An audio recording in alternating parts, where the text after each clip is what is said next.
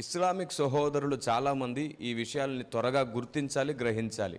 దేవుడెవరు, దేవుడు ఎలా ఉంటాడు అనే ప్రశ్నలకు ఖచ్చితమైన అనుభవ సాక్ష్యము, అనుభవ సారము, అనుభవ జ్ఞానము ఇస్లామిక్ వక్తలందరికీ అత్యవసరం అనేది నా భావన.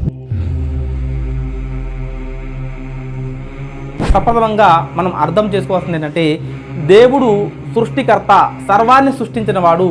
ఆయన సృష్టి రాసి ఎంత మాత్రము కాదు, ఆయన మానవుడు ఎంత మాత్రము కాదని చెప్పి మనకు బైబిల్ గ్రంథం తెలియజేస్తుంది. ఉదాహరణకు బైబిల్ గ్రంథంలోని సంఖ్యాకాండం 23వ అధ్యాయం 19వ వాక్యాన్ని మనం పరిశీలించినప్పుడు, దేవుడు అబద్ధమాడతకు ఆయన మానవుడు కాదు, పశ్చాత్తాపపడతకు ఆయన నరపుత్రుడు కాదు అని చెప్పి చాలా స్పష్టంగా బైబిల్ చెప్తుంది. అంటే దేవుడు మానవుడు కాదు, నరపుత్రుడు కాదని చెప్పి బైబిల్ చాలా స్పష్టంగా బల్లగుద్ది చెప్తుంది.